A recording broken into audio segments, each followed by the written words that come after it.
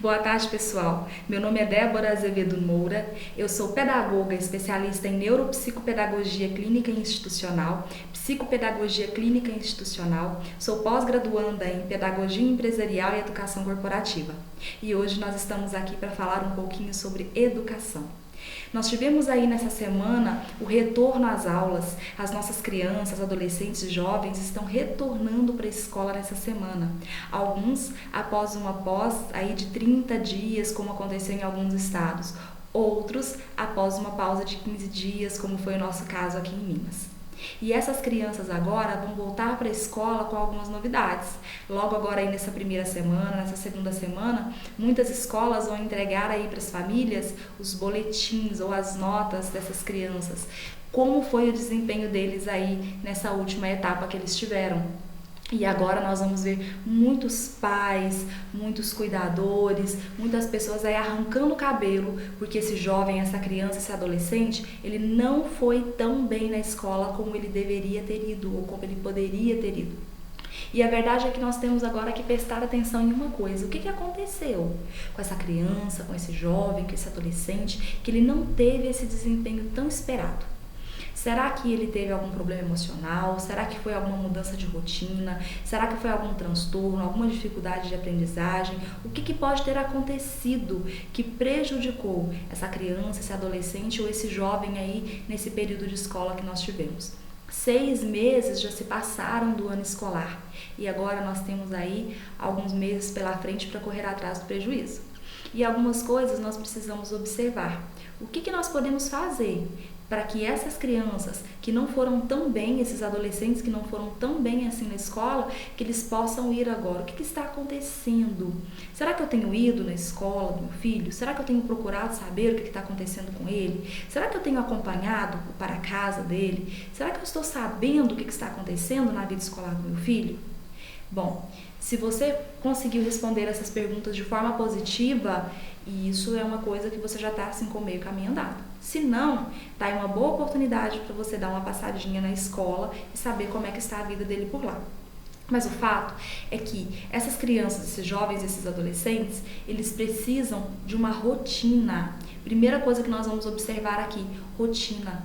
Criança, adolescente, jovem, ele precisa de uma hora para dormir, ele precisa de uma hora para acordar, ele precisa de uma programação do dia dele. Há uma coisa assim de forma mecânica que vai acontecer sempre? Não, mas é uma forma que ele consiga se nortear, que ele consiga se programar diante daquilo que vai acontecer. Nós temos associado a palavra rotina a uma coisa ruim, a uma coisa negativa às vezes, né? Nossa, voltei para a rotina, aquela coisa desesperadora. Só que não, isso nos ajuda a nos organizar, isso nos ajuda a melhorar. E principalmente no caso das nossas crianças, é uma forma de prepará-las, né, aí para uma vida adulta e para uma vida de tantos desafios que ele vai ter. Primeira dica: horário para dormir, horário para acordar.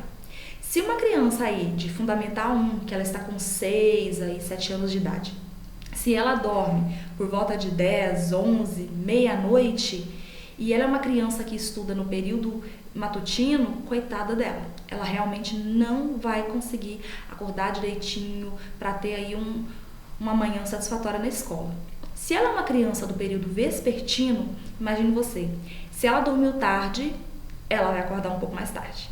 A essa altura, o café da manhã dela já foi prejudicado, porque ou ela toma o café e prejudica o almoço, ou ela não toma o café e vai almoçar no horário normal dela. E ela teve para casa um dia antes e agora ela tem que fazer para casa. Ela precisa tomar banho para ir para a escola, ela precisa almoçar, mas ela quer brincar, ela quer assistir televisão, ela quer fazer um monte de coisa e o tempo dela vai ser curto para isso. E vai ser aquele estresse para as pessoas que estão cuidando dela naquele dia. E à tarde, quando ela chegar na escola, pode ser que o rendimento dela nem seja tão satisfatório naquele dia, a aprendizagem dela não tenha tanto significado como poderia ter, com uma coisa muito simples, que seria dormir um pouco mais cedo. Se nós estamos falando de um jovem, se nós estamos falando de um adolescente, normalmente eles estudam aí no período matutino, eles estudam na parte da manhã, mas algumas escolas ainda possuem esse Fundamental 2 no período vespertino, mas é muito raro. Imagine você que esse adolescente, esse jovem, dorme meia-noite, 1, 1h30, 2h da manhã. Porque ele ficou no WhatsApp, porque ele ficou nas redes sociais, porque ele ficou jogando um pouquinho de videogame, porque ele ficou conversando com os amiguinhos. Tá ele e o amiguinho enrolado dessa altura, porque no outro dia eles vão ter dificuldade para acordar. Eles vão ter que acordar às 6h, eles vão ter que estar na escola por volta de 7h, e eles já vão chegar lá assim com aquela preguicinha, né? A mente deles ainda não vai estar totalmente pronta para poder receber aquela chuva de conhecimentos que ele vai ter na escola. E isso poderia ser totalmente sanado com a rotina de horário para dormir e horário para acordar. Outra coisa que a gente tem que pensar bastante é que nós temos aí, a maioria das escolas divide-se em períodos de bimestres ou trimestres. Então são períodos, curtos períodos de tempo, e após esses períodos de tempo são aplicadas algumas atividades avaliativas. Se você consegue, você precisa de 2-3 meses para adquirir aquele conhecimento, como é que você espera fazer isso numa semana de prova? Não tem como. Então, nós temos aí escolas que tem 2 dias de prova para todas as disciplinas, quando esse adolescente já está aí no Fundamental 2, entrando já no ensino médio. Nós temos aí uma semana de prova para as crianças que estão aí no Fundamental 1. E o que vai acontecer nesse período? A criança, ela vai precisar lembrar de tudo aquilo que foi passado, mesmo que exista aí uma programação, um roteiro de estudos, ela vai ter um conteúdo para ser lembrado. E ela vai acabar simplesmente decorando aquela matéria para poder ir lá fazer aquele exame, passou naquela prova e acabou. Será que ela reteve conhecimento? Será que esse é realmente o conhecimento que eu esperava, o proveito que eu esperava que ele estivesse ali na escola? Então, uma outra sugestão para vocês. Segunda sugestão, um tempo para estudo colocado dentro dessa rotina deles. Senta com ele, vamos estipular como é que vai ser o seu dia, meu filho, como é que vai ser o seu dia, meu neto, meu sobrinho, como é que vai ser o seu dia, que horas você vai acordar, que horas você vai almoçar, que horas você vai para a escola. E nesse período de tempo aí, entre tantas atividades que eles já encontram para fazer, coloquem aí um período de estudo, 1h, meia hora.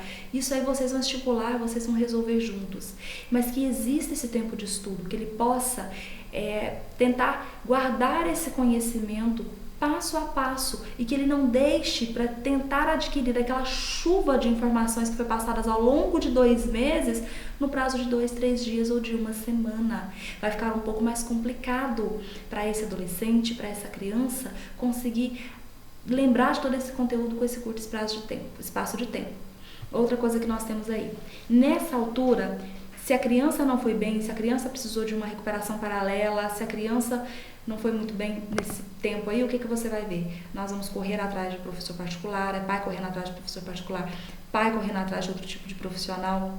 E às vezes nós precisamos perceber coisinhas mínimas.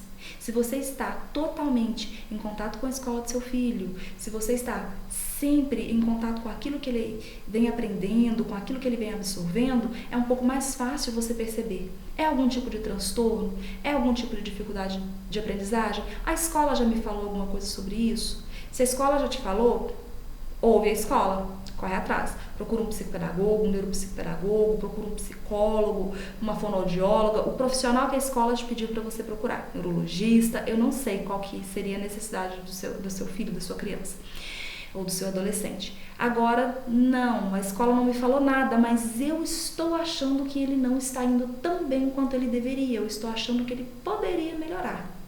Então procure você por um profissional, por uma pessoa capaz de auxiliá-lo ou de pelo menos sanar a sua dúvida. Quanto mais cedo nós procuramos ajuda, maior é o sucesso dessa criança, desse adolescente na escola e em sala de aula. Um professor particular, será que é tempo de procurar um professor particular para ajudá-lo, para auxiliá-lo? Pode ser que seja. Procure a escola do seu filho, troque uma ideia com o coordenador pedagógico, com a direção, com os professores dele. Eles com certeza vão conseguir te orientar muito bem a respeito do que fazer aí com essa criança, do que fazer com o seu filho. Essa parceria entre escola e família e outros profissionais dessa área de educação, elas funcionam muito bem, quando todas as partes, né, fazem ali o seu papel. E com certeza a pessoa que é mais beneficiada com isso é a criança, é o adolescente, é a própria família que para, né, com aquele peso, com aquele transtorno ali dentro, aquela ansiedade, vai passar de ano, não vai passar, como é que foi esse ano, como é que vai ficar. Então, com certeza, se todos trabalharmos juntos, isso vai ser uma coisa bem bacana de conseguirmos um objetivo legal. Outra coisa, dentro dessa rotina aí estipulada, é preciso que você separe um horário para brincar. Porque brincar é aprendizagem também. Se nós estamos falando de uma criança, ela precisa brincar muito mais. Não que um adolescente não brinque, mas as brincadeiras são diferentes, os objetivos das brincadeiras são um pouco diferentes. Mas nós temos que pensar que esse ser ele está em construção e que ele precisa sim desse tempo de distração, desse tempo de lazer, desse tempo de brincadeiras. Brincadeira é aprendizagem, brincadeira é uma forma única de aprender, é uma experimentação fantástica. Essa questão da brincadeira é um assunto que nós vamos deixar para um outro encontro. Nós vamos falar sobre realmente qual é a função da brincadeira na aprendizagem. De qualquer forma, nós temos aí agora 6 meses para poder ajudar esses alunos que não foram tão bem, que poderiam ir melhor. Nós podemos aí também conseguir pegar essas crianças que foram bem e dar aquela estimulada, aquela turbinada aí na vontade que eles têm de aprender, no desejo que eles têm pela escola, e com certeza todos têm a ganhar. Quando nós trabalhamos de forma juntas com escola, com família, com profissionais da área de saúde e educação, o resultado ele é único, o resultado ele é ímpar. Então eu acredito que vale a pena. Observe aí, se você não tem passado na escola do seu filho, dá uma passadinha, converse muito com ele também. Na maioria das vezes nós perguntamos para todo mundo e não perguntamos para eles como é que está, o que está acontecendo, em que eu posso te ajudar. Converse com ele, converse com a escola e com certeza o sucesso é garantido quando todos nós trabalhamos juntos. Então eu desejo que vocês tenham aí uma boa tarde, que Deus os abençoe e fiquem com Deus.